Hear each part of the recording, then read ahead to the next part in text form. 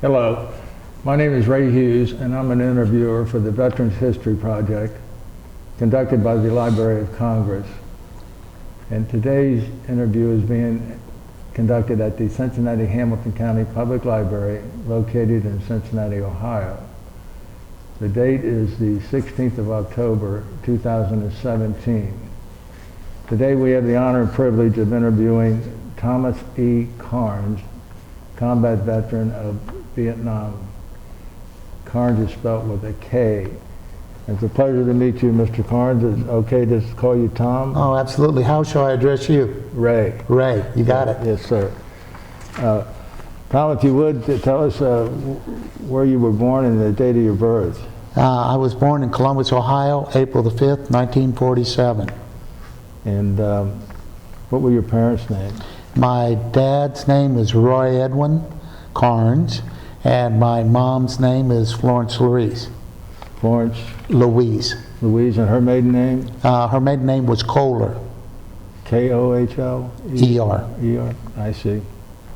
And what schools did you go to there in Through 9th grade, or actually 8th grade, I went to St. Mary Magdalene parochial school, and then I transferred to public high school, West High School. Basically, I wanted shop classes, and Bishop Reedy didn't offer them. I see. And what about brothers and sisters? I am the oldest of 7. Okay, I have a sister, Linda, a year younger than me. My sister Joanne, 2 years younger. My sister Janet, 3 years younger. My sister Paula, there was a little bit of a break in there.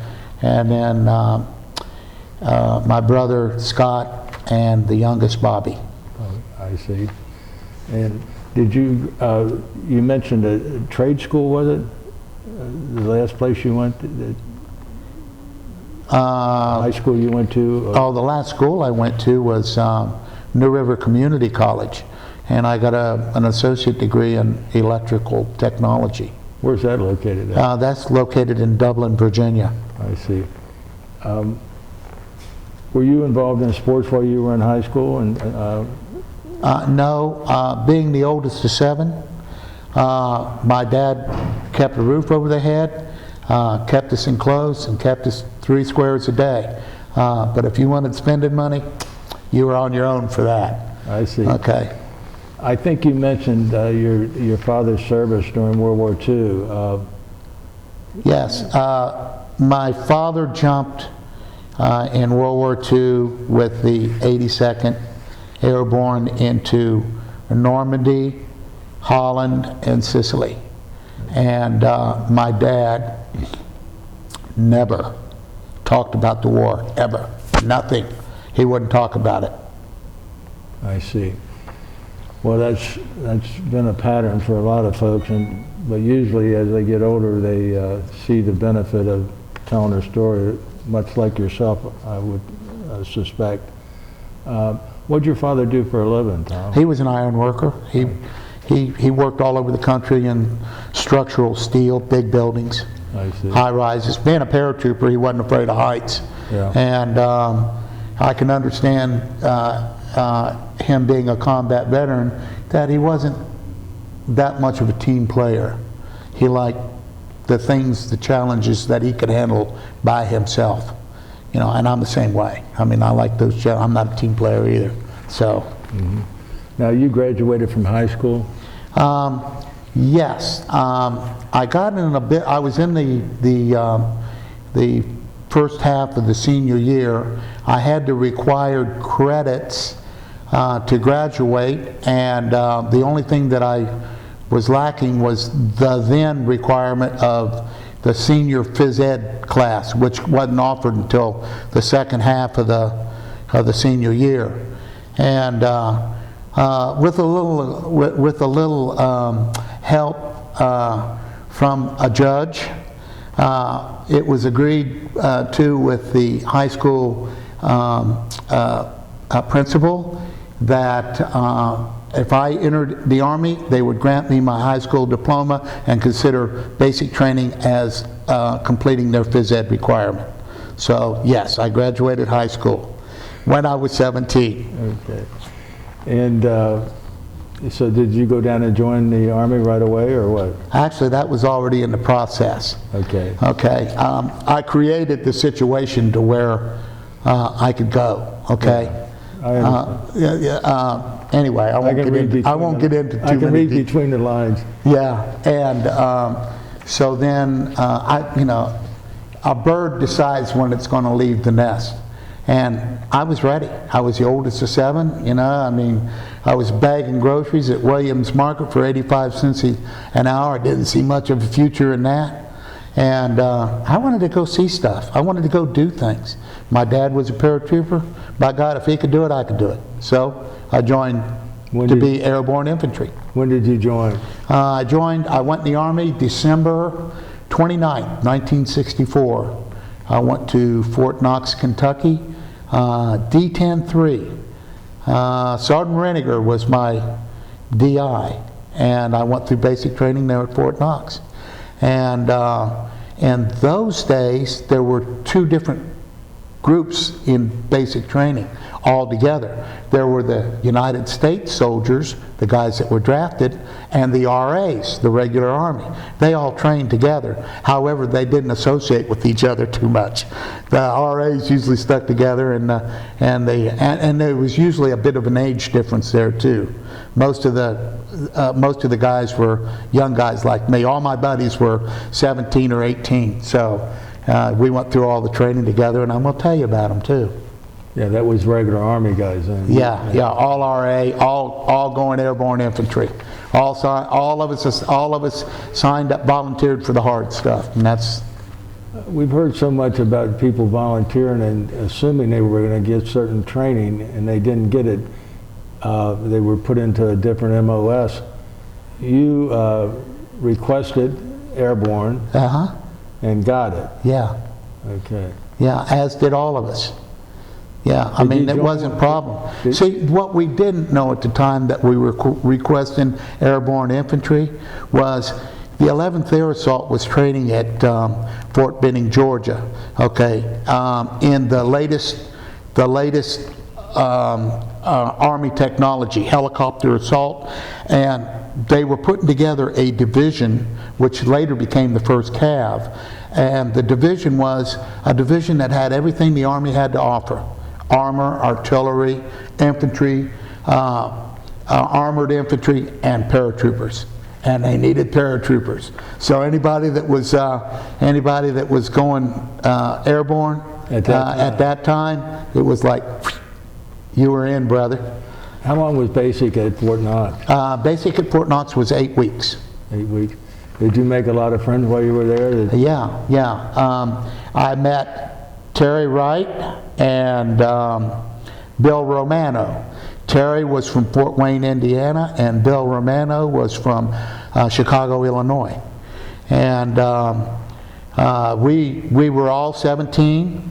We were all, actually I think Terry might have been the latter part of 16, really. I'll tell you that in a little bit. But in any event, we formed a little, we were all doing the same thing, and we all liked each other, and we were all each other's champions, so to speak. One was having a down day, the other two kind of kick in and help out. And then we all went to Fort Jackson, to South Carolina, for advanced infantry training. And there, another member joined our crew. His name is Jose Hernandez Ramirez, but I always call him Jose Hernandez. Okay. And we went through AIT together at Fort Jackson, and then we went to jump school at Fort Benning. And we all went through jump school together, and of course we all put on our dream sheet that we wanted to go to the 101st Airborne, mainly because it had the coolest patch. Okay, I mean, it was cooler than the 82nd. Okay, we were all assigned to the 11th Air Assault, and everybody's saying, "Who the hell is the 11th Air Assault?"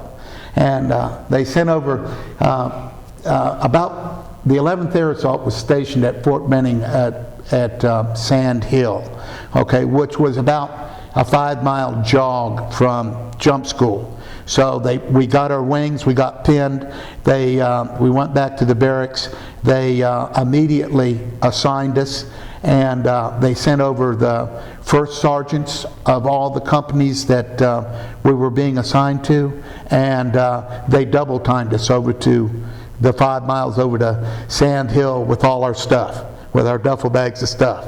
And that was our inoculation to the 11th Air Assault.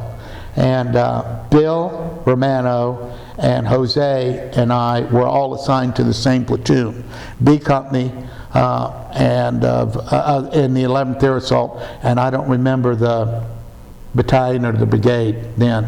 And we were told not to sign on patches, and at that time, if you lived east of the Mississippi, you immediately left for a 2-week leave. And when you got back, then everybody that was west of the Mississippi left for a 2-week leave. When they got back, they had a general formation and said, you guys are now at the 1st Cav, and we're sending you to Vietnam. Okay? And when we went to, we packed up all our stuff, and at that time we had trained with M14s, and we were still had the M14s. And so we shipped out of Savannah, Georgia, on the USS Geiger troop ship was the ship. And the M16s that were coming from the manufacturer had arrived on the day that we were supposed to get on the ship. So as we're getting on the ship, okay, we're handing our M14s magazines off to a guy over here, and the next guy's handing us an M16 in a box, in a cardboard box. And that's what we got on the ship with, okay? And nobody had seen the M16, nobody had trained with the M16, and when you opened the box, it looked like something that was made by Mattel that you played with when you were a kid. Seriously. We like, whoa. That was my introduction to the M16. You're on a troop ship, the Geiger, you said, I think. Pardon me? You're on a troop ship, the Geiger, the USS? Yeah, USS Geiger. Geiger. It's Savannah, Georgia. Yeah. You're going to Vietnam. That sounds like... It took a while. We went up, we traveled up the coast, went through the Panama Canal. When we went through the Panama Canal, they wouldn't allow anybody on deck. We all had to get up underneath. It wasn't air conditioned, no windows open, it was hot. Then we went out of the Panama Canal and out into the Pacific and went to Hawaii. We stayed in Hawaii for 2 days, and while we were in Hawaii, we got off the boat, and I got hooked up with a bunch of submariners. And the idea that I had one parachute and they had one submarine kind of melded with us, and we kind of got along real good. You know, you guys go under, I come from above. So it worked out pretty cool. It was, you know, we had a neat couple of days.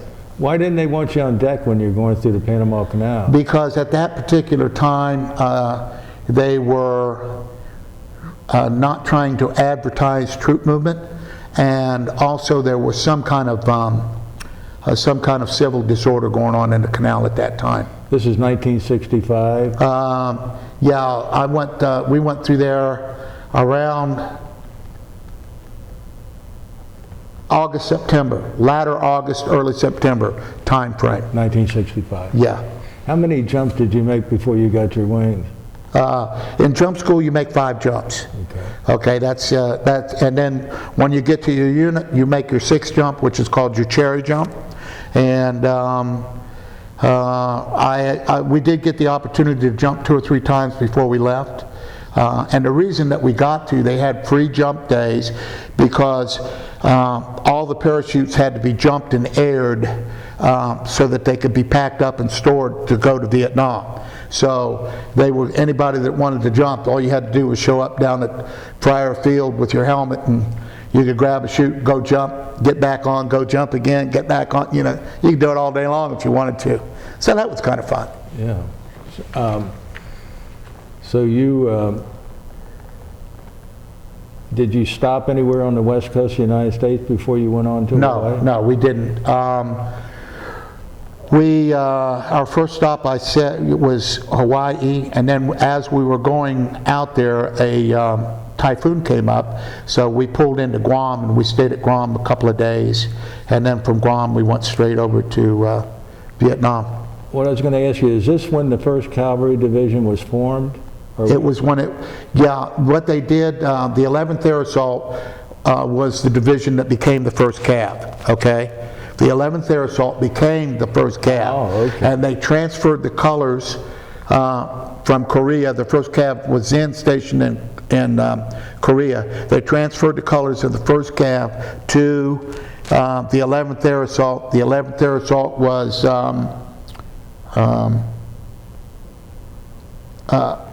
demobilized, or whatever you call it. I mean, it was made dormant. There was no more 11th Air Assault.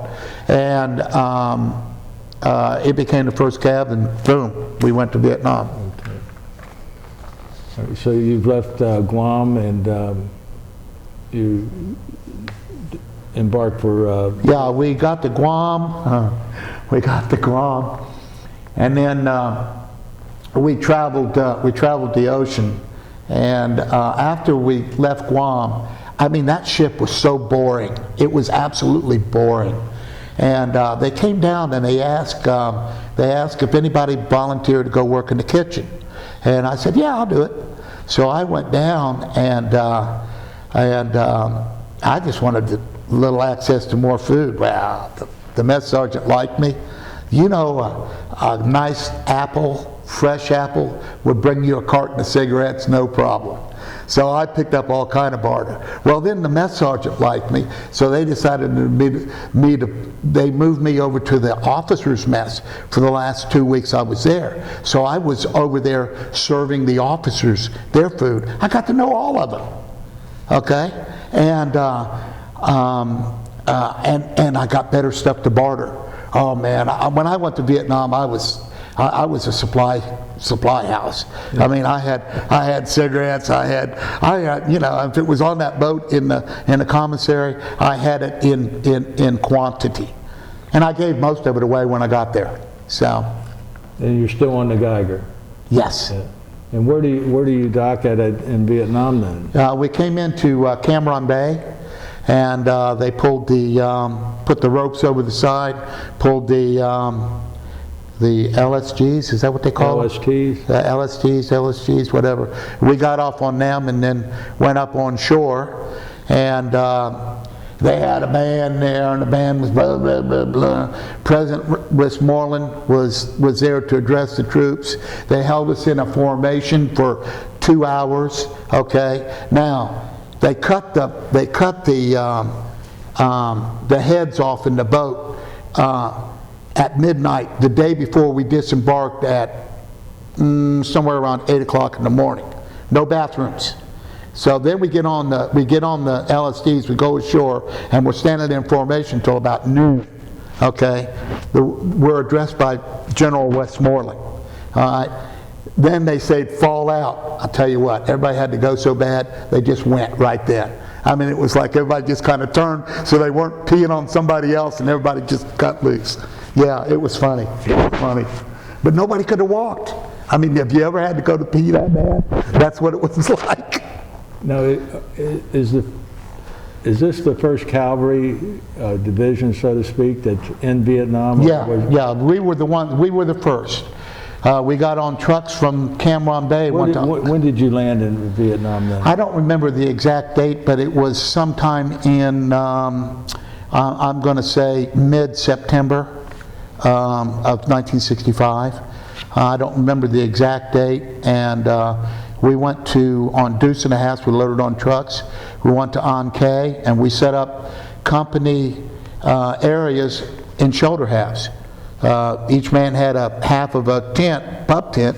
We put them together, and we stayed in those for, well, when we came back from our first mission, the shoulder halves were gone and squad tents were up. So. When did you get acquainted with the M16 then? When we were on the ship going over, they had instructions for it. One of the things that we were a little concerned with was they said it didn't need cleaning, and they didn't give us any cleaning kits of any kind. We didn't have cleaning chemicals. We didn't have cleaning kits. We just had an M16 that the Army said wouldn't need cleaning, and we fired them off the boat at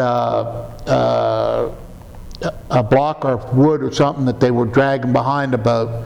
I think we all fired 5 times, put our guns away, and we got them when we went on short, when we landed on K. Because when we landed on K, we had no ammunition. We had magazines, we had rifles, but we had no ammunition, no grenades, nothing. We landed naked, and because it was a secured area, so to speak, and. Then they gave everybody 100 rounds of ammunition when we were getting on the boat, and then you could sit there and put them in your magazine as you were going along. And there were no grenades, no claymores, no laws, nothing. They didn't give us any of that kind of stuff. And then when we got to on K, about the first 2 weeks, we were doing what we called coolie duty, where the locals were in clearing the brush back, and we were set up as security around the perimeter of the division perimeter. And then after the locals would leave, we'd go out, and they used to put forks in the ground. And if you laid your rifle in one of the forks, it would be pointing at one of the positions up in the line. Be pointing at a tower or pointing at a gun nest or something like that. So after they'd leave, we go out and knock down or pick up all the aiming sticks that they put out, and then we put out a couple claymores and wait for the morning to come. How many men are in your outfit there at your on K, you said? Yeah, my company, our first cab designation was, I was in B Company, 1st Battalion, 12th Cavalry, 1st Brigade of the 1st Cavalry Division. Okay, and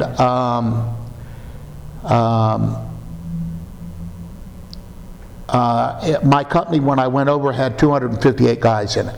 There was 258 guys in the company. A lot of the guys that were in the company had been with the 11th Air Assault from the start, from training.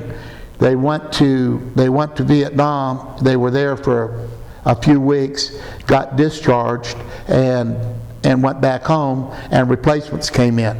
So basically, within about the first 6 months that we were in Vietnam, all the guys that trained to build the 11th Air Assault left. They were gone, and all the replacements that came in. My first helicopter ride was a hot assault.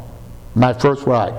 I've never been on a helicopter before, and it was a hot assault. But that's not a unique experience. There were thousands of Vietnam veterans whose first ride on a helicopter was a hot one. Well, go ahead and continue with your story then, after your first couple of weeks there.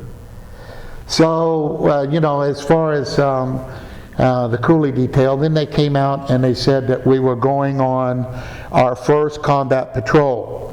And, they were still, the Army was still not all together with all of how they wanted to do things. And we went to a place called Happy Valley, which also is called Oshaw Valley. And anybody that went to the Oshaw in Vietnam for the next 10 years got a good bad memory from that place, because it was just nothing but just tunnels, bunker systems, and lots of bad stuff happened. We landed at Oshaw. On a helicopter? Yeah, we went in on a hot assault, and remember the date? I mean, it was a hot assault. I mean, they were cutting loose they had the gunships cutting loose with the rockets, and artillery was prepping before we got there, then cut off when the helicopters came in. We came in, got off the helicopters and set up a defensive perimeter, and we started taking rounds. Not a lot at first. It was just pot shot, sniper kind of things. We formed up and we moved out, and we went to into the jungle. And we were out there maybe about 2.5 hours, and we were probably no more than 300 to 500 yards from the LZ when in that time frame, and we walked right into the middle of a bunker system, and all hell broke loose. It was bad, and my friend Bill was on point. However, I didn't know that at the time, and he was hit. And I was on a hill. There were a bunch of us on a hill, and there were bunkers all through here. But at that point, we were looking there, and the bunkers were closer than we were looking. I mean, we were within 25 yards, and thinking they were farther out at first. Then we wised up, but at first we were looking in the wrong place, and we were taking casualties. All the medics got shot first. All the medics went down within the first hour of the fight, and then Lieutenant Baker, my platoon leader, said we had a man down in the front, and they wanted a volunteer to go with him to go get him. So off we went. And while this is my friend Bill, at the time I didn't know it was Bill.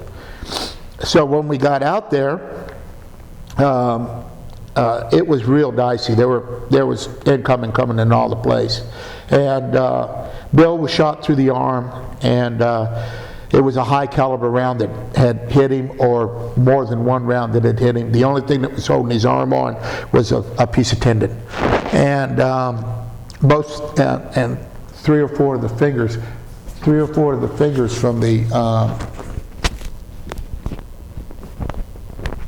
3 or 4 of the fingers from the other hand that worked, okay, were shot off. So all Bill could do was sit there and bleed. Couldn't put a bandage on him, couldn't put a tourniquet on him and all that. And when we got out there, and I got up, and Bill was sitting up against a tree, pale as a sheet of paper. And he looked at me and he said, "Tom, I'm fucked." And I put a tourniquet on him. And the machine gun fire that was supporting us, that was coming from the other end, was really keeping Charlie off of us. I mean, it was just chewing up, and it was coming close. I mean, we had our own rounds that were landing 2 to 3 feet from us, keeping Charlie off of us. So I pulled out my bayonet to cut the tendon, and Bill asked me not to. I said, "Man, I can't carry your arm and my rifle, So, combat solution." I said, "Open your mouth." I stuck his hand to his amputated arm in his mouth, threw him off my shoulder, and uphill we went. So then, of course, it was all of us. It was I was carrying Bill, and Lieutenant Baker was coming up behind us or something. We got up to the top of the hill, and guys came over and did what they could for Bill, but he died, shock mainly. And that was our first day of battle. I think that was the 19th of October. And I was awarded the Bronze Star for valor, and Lieutenant Baker was awarded the Silver Star. And of course that came way later after the fact. And my friend Jose, I later found out, was the guy on the machine gun keeping Charlie off our butt. And he was the third man on a three-man machine gun crew. The other 2 people had already been shot. and he picked up the gun behind them, and he was putting rounds down range, keeping Charlie off of us. So anyway, night came. There was a lot of problems. First problem that we had when we went into the battle was the Army decided that all we needed to carry was 100 rounds of ammunition, and only the NCOs would have hand grenades. And with our first battle, most of the guys were out of ammunition inside of the first 10 minutes because they were shooting on full automatic, and that M16 will burn up 20 rounds like you won't believe it. I mean, just like nobody's business. And then the NCOs had hand grenades, and but we really, the medevac was all messed up. We couldn't get guys medevaced. We couldn't get supplies in. The problem being, we were in a battle close enough to the landing zone that the landing zone was now covered in the battle by the enemy, and anything they sent into the LZ was shot up. So it turned into be a real mess. Anyway, during the night, we got a better defensive perimeter set up. We got bodies out of there. We got supplies in. And next day, Charlie had vanished. And we picked up and started moving through. And that's when we realized just how massive a bunker system that we had walked into. I mean, it was enormous. And you know, I got to studying the bunker system, and the way the North Vietnamese set up a bunker system was every bunker protected 3 more. So if you got in here, all these bunkers were protecting all those bunkers, and everybody's shooting at you. The only way out is charge. You get in there, you stay, you die. You have to charge. And I learned that lesson on that day, and it saved my ass in bomb zone. Sure did. So anyway, we came back, and Jose, myself, and Dick Randall, which was another friend. He was our spy. Dick Randall was he went through basic with us and jump school with us, but they sent him to clerk school because he knew how to type. And so he ended up in clerk school, and he ended up in battalion CP. So I knew what was going to happen before my platoon leader did most of the time. He knew everything that was going on. So he was our eye in the sky. So anyway, we escorted, and I forgot to say, so the second day of the battle, there was another friend of mine named Grover, and I passed him. We were kind of in a rum, and he said, Wright got killed. I said, no. Terry Wright went to D Company. So he's out of the 4, me, Bill, Terry, and Jose. 2 were dead in the first 2 days of battle. And Terry Wright had the distinction of being the first 17-year-old killed in Vietnam. Mm. And that was around the 18th of October. So then we came back. They had the band going, okay, and it was a bunch of crap. And we loaded up and went back to our squad tents and set up stuff. Got showers, got a little bit of hot food. But we had a lot of wounded. I think we had, I don't know, I think in that first battle we had, 14 or 15 killed and probably 20 or so wounded. And we took the brunt of it because we were the point platoon that went into that thing. And so we had some pretty severe injuries. So anyway, when we came back, it wasn't about a week. I think we were at base camp, and they came down and they had a company formation, and they said they had us fall out with full combat gear. Now I had 500 rounds of ammunition, 4 grenades, a claymore, and a log. And when I went out in that woods again, I went out looking for bear, and I was ready to do battle. I didn't listen to the crap that they were telling us. And so they came out, and the third was going out, the seventh. And they were short of people because the dysentery had gone through. They had a bad case of dysentery go through them. And so they came over and got the guys that were left of my platoon and scattered us out amongst the guys in the 7th, and we went to Bragg Valley. It was the X-ray. Well, they made a movie about it, and the movie was kind of good, but it wasn't. That's the one with Hal Moore? It wasn't the way it happened. Exactly. There was a lot of stuff that happened that way, but a lot of stuff that they left out. But anyway, now this is this is November of 65. Yeah, this is mid-November 1965, and we went into Bragg, and I was on the first lift in, and I think it was on the 3rd chopper, and they went in V's, like chopper, chopper, chopper, chopper, chopper, chopper. They go in V's like that. You go in, you hit the ground, and you head for the perimeter, or head for the tree line.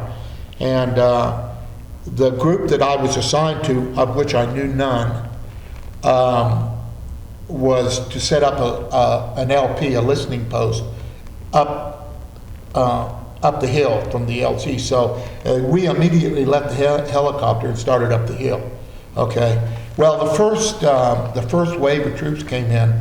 We really didn't receive any incoming at all because it was a surprise. They didn't do the pre-artillery and all that. We just came in and landed. All right.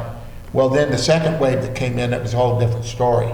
The Charlies had started moving down, and it just so happened that the path that we were taking up was the path that they started to take down. And I was with 10 guys, and the next thing you know, there were bullets flying everywhere, and the guy in front of me was hit, the guy behind me was hit. I took a knee and just started shooting. And at that point, there was Charlie come down. He had an SKS and bayonet extended, and he was going to stick me. And I can't to this day remember why I had put my bayonet on the end of my M16, but I did, and I don't remember why I did. But anyway, I parried him. My bayonet struck him in the throat, and his bayonet got me right there in the hand. As I parried it, the tip of his bayonet caught my hand. I threw my hand back like this and got it clear. I hit him there, and the volume of blood came out. Well, it's like somebody take a whole glass full of water and throw it in your face. That's what happened. And for a short period of time, probably milliseconds, that seemed like hours, I was blind because his blood was in my eyes. And I finally got wiped off, and there was a lull. There was just there was no shooting going on for a second. And I grabbed the rifles of the 2 guys that were down, the one frying and the one behind, threw them over my neck, grabbed them by the V in their gear, and real quick like, I'm talking about a run, dragging 2 guys. I took them back about 50 yards, and we set up a small perimeter in the rocks. There were 3 of us that weren't wounded. Everybody else that was wounded at that point died. They bled out. All of them did. We did what we could, but we didn't have the thing. Okay? We had a radio with us, and I got on the radio. I'd never called artillery in my life. The only time that I'd ever we got a little bit of training about it in advanced infantry drill. I called up. I said I wanted an artillery mission, and I coordinated it through the company commander that was on the ground. I told him where I was, and for him to stick around out there, and I would adjust from that. And I laid there all night and called artillery and kept Charlie off of us. Well, then we could hear, it was wee hours of the morning, and we could hear them moving. So the other two guys I was with, we said, they don't know. Let's just go back. Let's just leave these guys. We can't do anything for them. We'll come back later, and let's go down. So we eased our way back to our own lines. To this day, I cannot tell you how I got back into my own perimeter without getting shot. I don't remember. It's just a blank, but I did. So we got in, and immediately when we came up, Sergeant Turner, my platoon sergeant. No, that was another time. It was another guy. I didn't know him. It was another platoon sergeant. He came up and asked what was going on. We told him, and he carried us across the DZ, and we talked to Colonel Moore and told him what happened, where the bodies were, you know, and then I went back across the LZ and set up in the perimeter. And there was a place where years past a bomb or artillery shell had hit, and it dipped a big scoop of dirt like out of the side of a hill like that, and it had a rock formation that came up to the inside, to the downside of the hill. And when I was in that position, I had a straight line view look right at down a creek bed that Charlie was trying to come across. And I could sit there and plink him. You know, I don't know how many I shot, but I shot a few. And then we got overrun. And I mean, more Charlies came through than you could shoot. And the next thing I knew, I'm laying in the bottom of that hole and I can't breathe. Well, what had happened was they called in napalm on us, dropped it in the middle of our perimeter, came in, and I mean, it lit the place up. The rocks that were up like this kept the fire from getting on me. But I later learned that the oxygen was sucked out of my lungs. That's why I was put locked down. But that also kept me alive, you know. And how long I was in that state? Few seconds, I would imagine, till I got my breath back. You can only go with so long, you know. And I got up, and there were people running around on fire, and I just started shooting everybody that was on fire. That was pretty much that day, that night, you know. Now I'm gone. I'm 3 days into it. I haven't closed my eyes yet. I haven't had anything to eat. I wanted water, and we got water, and we got somebody brought some food, can of something, and a canteen of water, and some more bullets. And next day, we took it to them, and we went up the mountain. And when we got to the top, the only thing that was left up there was wounded, trying to hold position. And we went through and killed everybody. And then we went back to Ankh. I got back to Ankh, and they sent, now I'm assigned back to my regular unit, B Company, 1st of the 12th, and they went on road guard, which you guard a bridge along Highway 1, okay?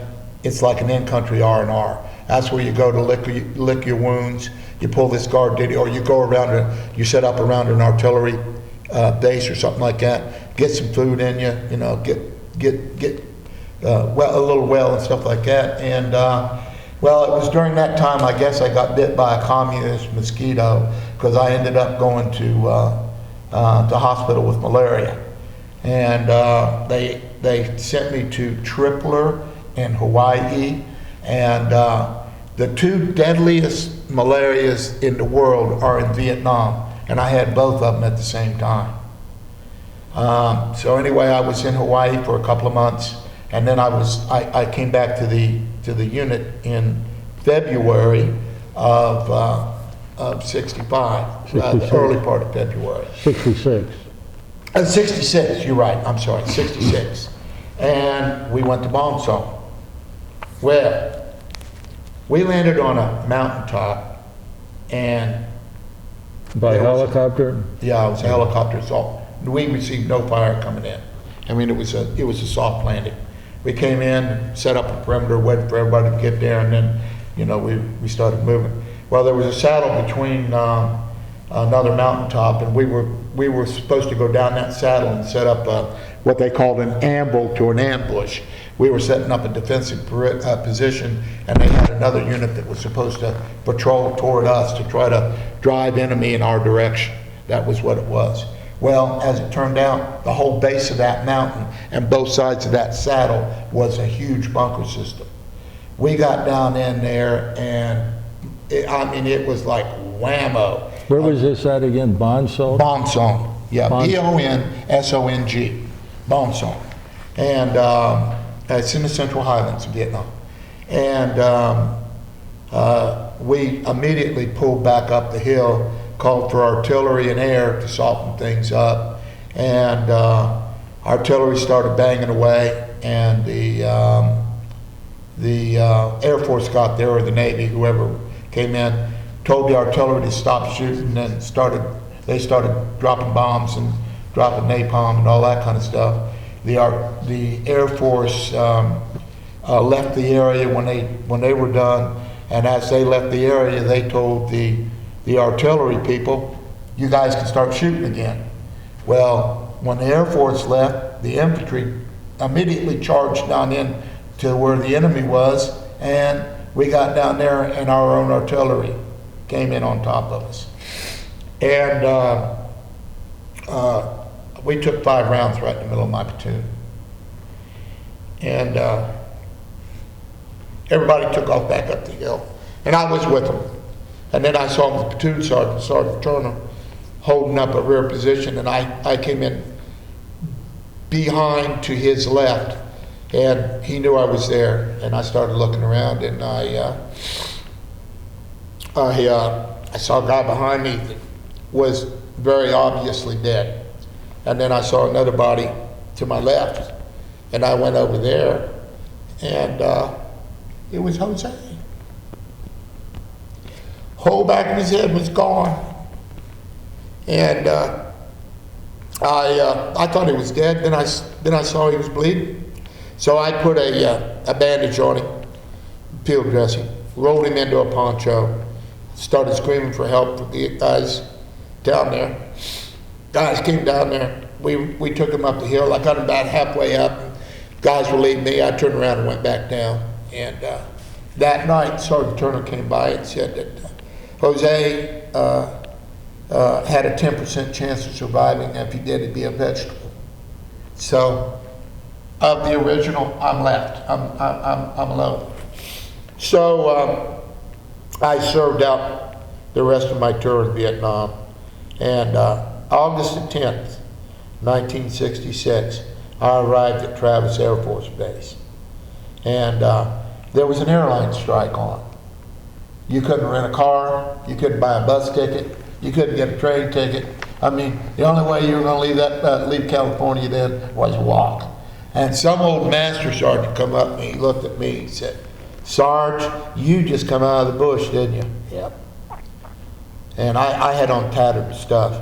And he said, "Go in there, take a shower, leave all your stuff in the trash can."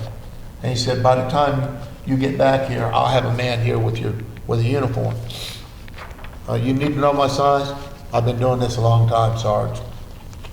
So I came back out, and they had a set of khakis, and it was just khakis with the infantry, the blue rope, and CIB and the jump wings. I didn't have what we called a cunt cap that had the glider patch. I had what we called the bus driver, garrison cap, bus driver's cap.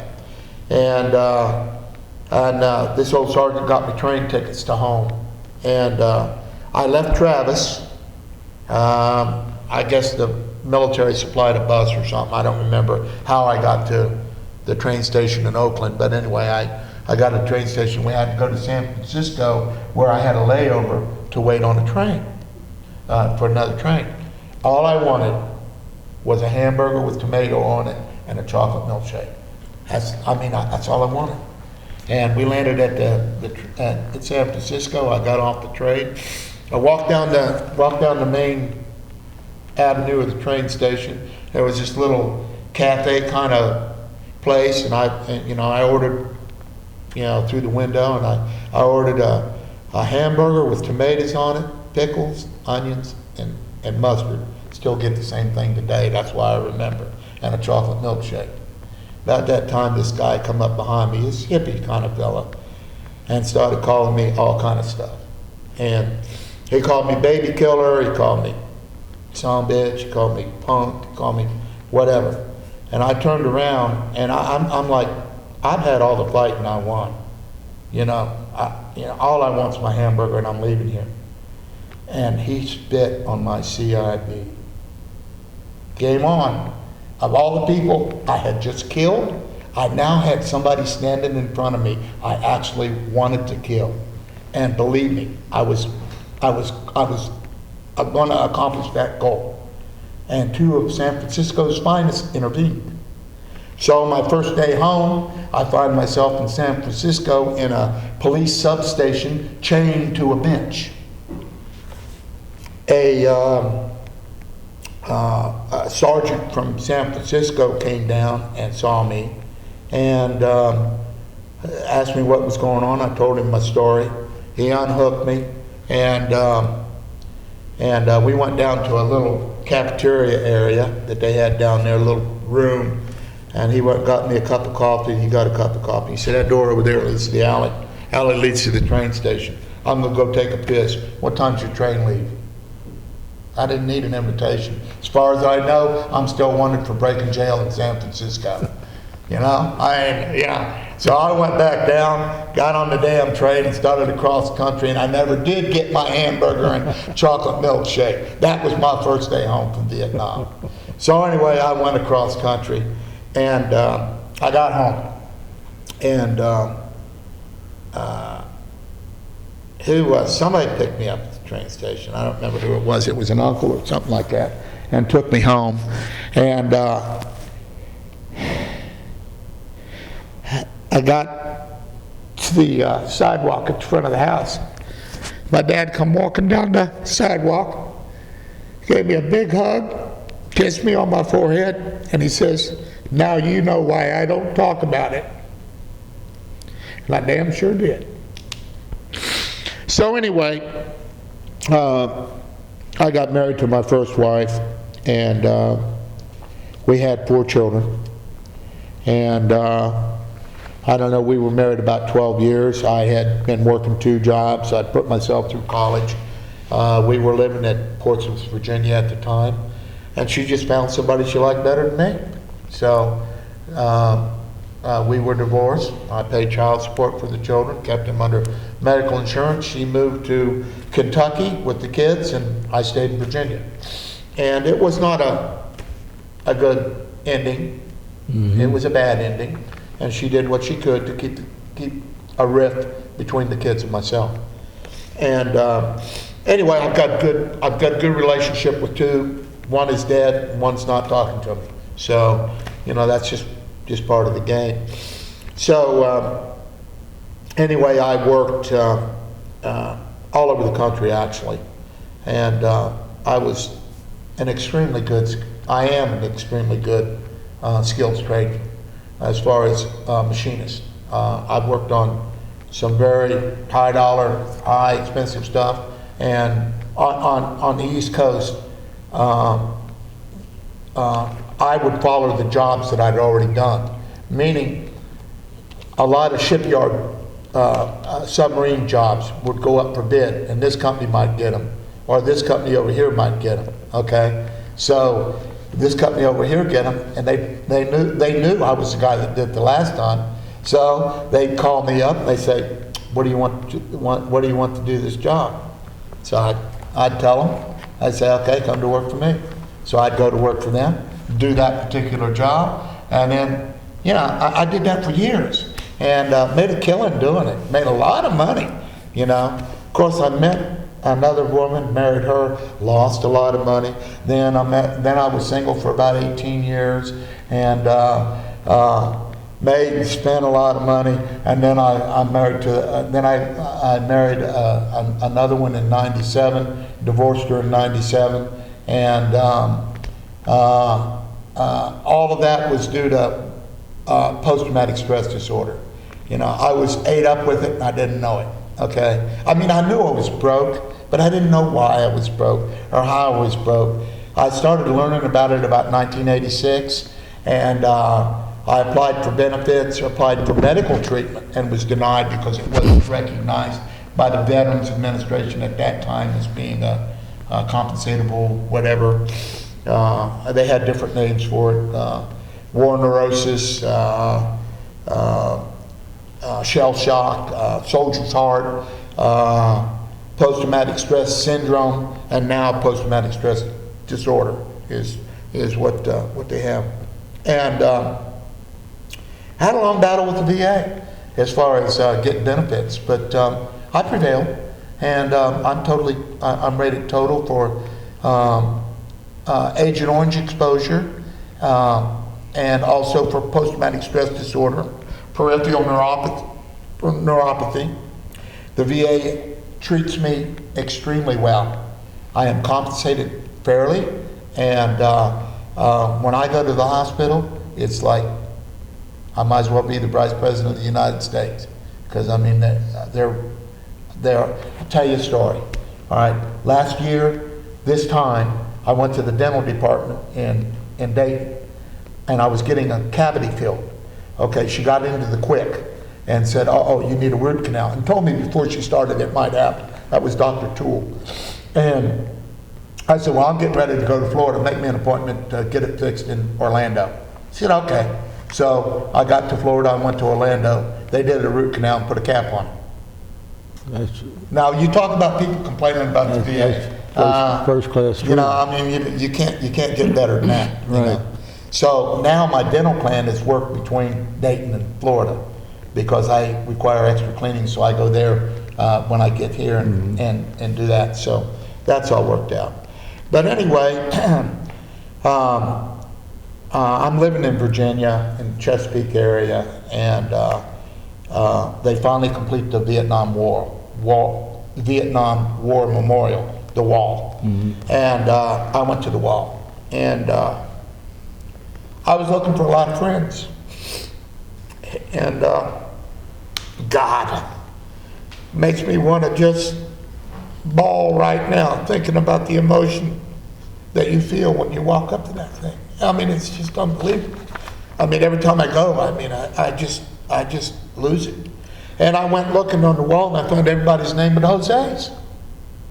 What happened to Jose? So I'm back to what Sergeant Turner told me. Sergeant Turner told me Jose would probably be a vegetable. He's not dead. So what did I imagine of Jose? An old man wearing diapers, drinking his coffee out of a sippy cup. Okay, that's what I had in mind for Jose. All right, and I knew he lived in Brooklyn, New York. So I thought, I'll just look him up in the phone book.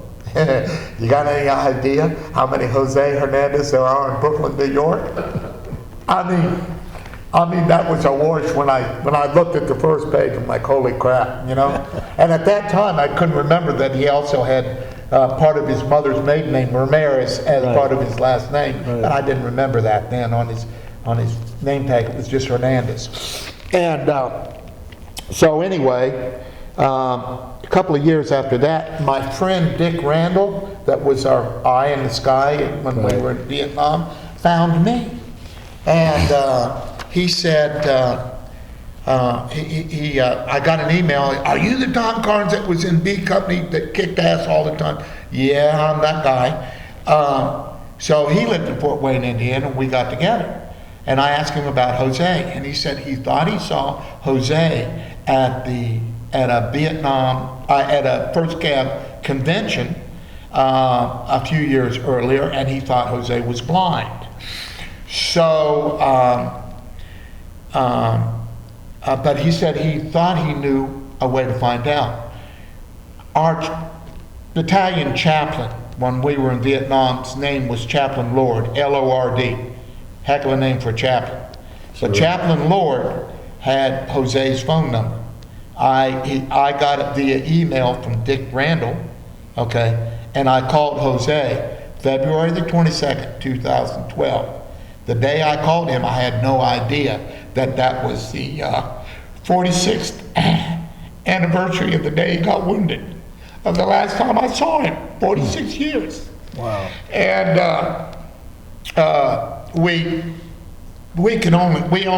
the emotion overtook both of us.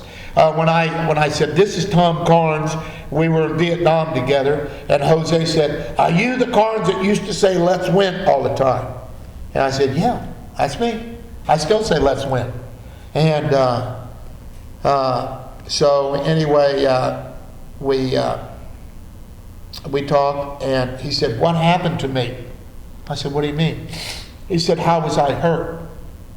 All these years, all that treatment, he never knew how he was hurt.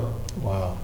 And so he said, could you write it down and send it to me? So I stayed up all night. I got Zoraita's email address. His wife's a teacher. And I sent the whole story to Jose. He sent it to every relative he had. You know, I mean, here's closure. He sent it to all his friends. And that Easter, my wife, my granddaughter, and I went to Brooklyn, and I saw Jose for the first time. And you know, I mean, he's got his challenges. He's deaf in one ear, can hardly hear out of the other. He's legally blind. He can see an image, but he can't make anything out of it. And he has some cognitive issues. But anyway, we went on a cruise together later that year to July. We went to Alaska, and then I called up him and Zoraida. I said, hey, has Jose ever flown by himself? No. I said, look, put him on a plane in New York. I'll pick him up in Dayton. Straight flight. You know, let's try it.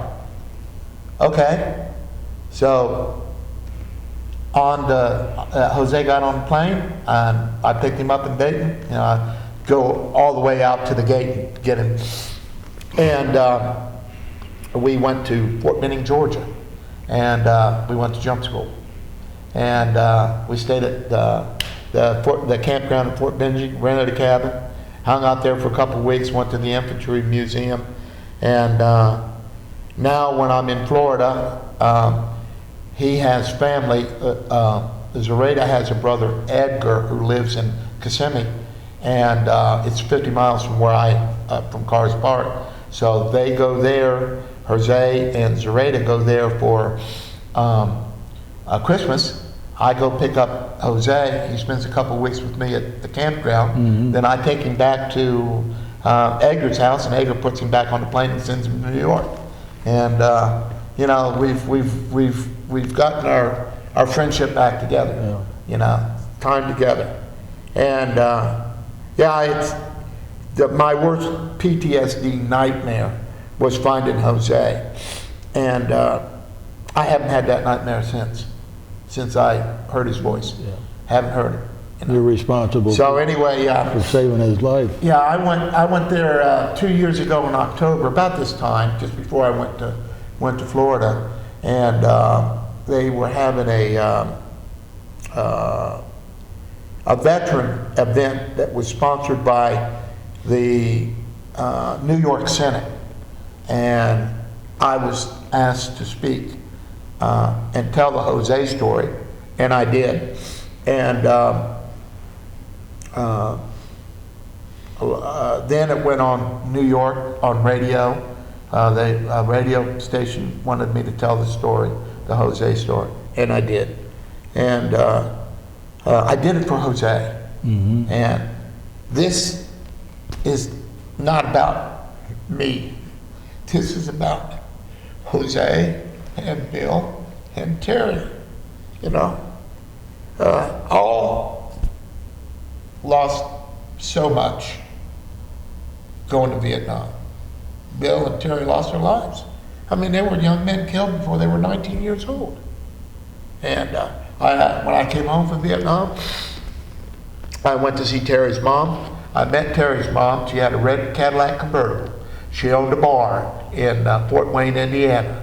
And when we graduated jump school, she came down and we all drove around in that Cadillac all over Fort Benning. She took us out for steaks, and we had a great time. And I met Terry's mom.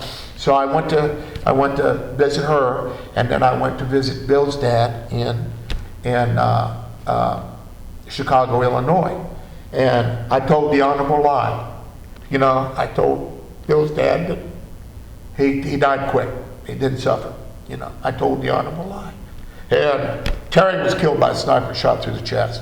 So he never knew what hit him. I mean, he was just gone.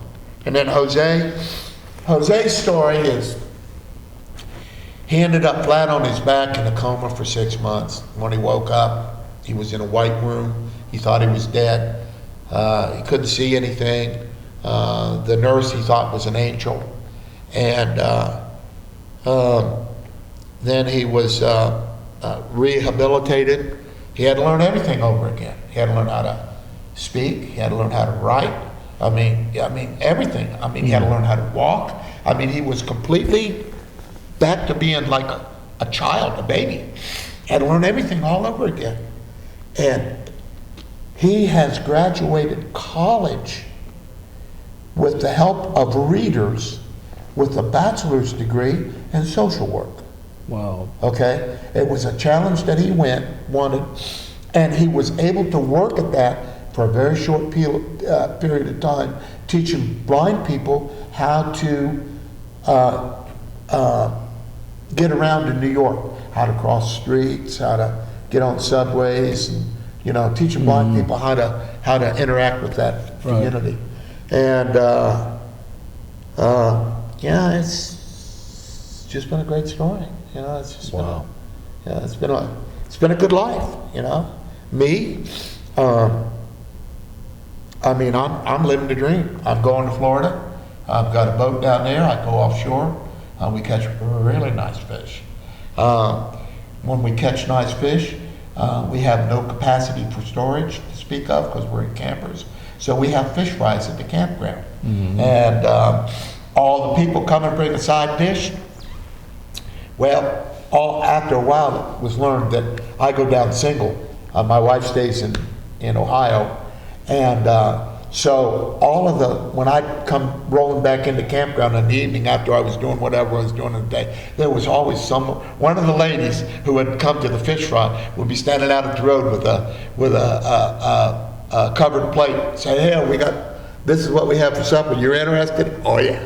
You know, and they learned after a short period of time not to give me anything they wanted back. You know, so yeah, that's my life now. Yeah, it's just good.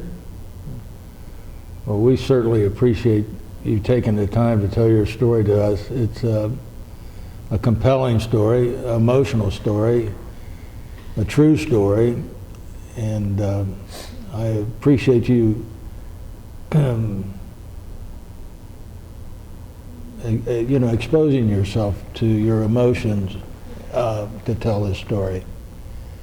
I can't tell the story without not doing it. Yeah. As many times as I've told the story, and you know, over the years, the wondering and all that kind of stuff, you know, it's still as though it happened yesterday. I can see that with you, yeah. Well, Tom, I want to thank you for allowing us to conduct this interview, and I want to thank you for your service to our country. You're welcome. I'm glad that I could help out. Ray, let me ask him a question. What is your wife ask you when you come back from Florida about what you did in Florida. Well, on my fishing crew, I have one lady, Natalie, okay? And Natalie is forever giving me fishing reports while I'm home. It's like, can't wait till you get back, because she fishes out of a kayak, okay? Natalie's about 50. She's a German. She was born in Germany, then came to the United States, and she's a U.S. citizen. And then, now that's one of the crew. The other crew is the other part owner of the boat. That's Taz, okay? Taz is from Tanzania, Africa, and he's a Muslim. And then my other friend, Mike Kirk, who is also a veteran, okay? He retired first sergeant, Vietnam vet, and all that kind of stuff. He's an atheist, okay? And I'm a Christian. But we get along without talking politics and religion. Just fishing, just great. And the answer to your question is, when my wife, when I come home and my wife says, "What'd you do the last 6 months?" I say, if you were there the last 6 months, you'd know. And the only way you're going to find out is to come to Florida. Because I don't not want her to be there. She just does not do the camping thing, doesn't like it.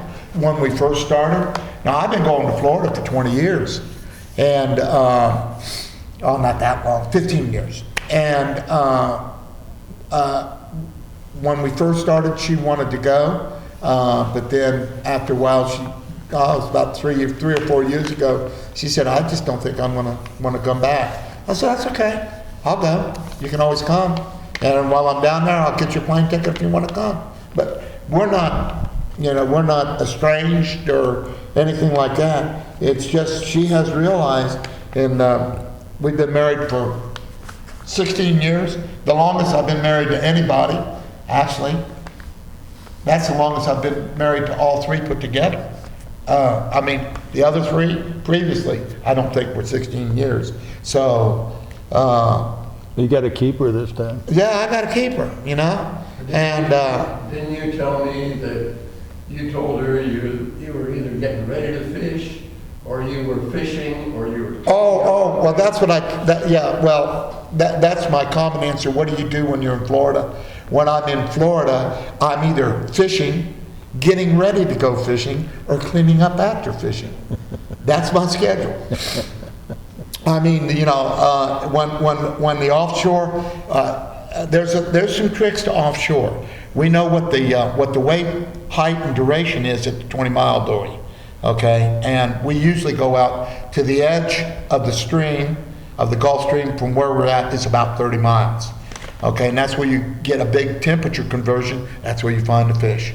And so the whole experience is just. Oh, wait a minute. Hold on. Let me see something. What do I do with that? I'll show you. Question.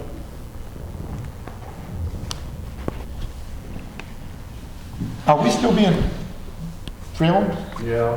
Oh, okay. Well, why don't we? Want to quit it? Yeah. Let me just thank you again for that fish story there, and we'll look at this off camper. Okay, sounds like Thank you so much. All right. Okay.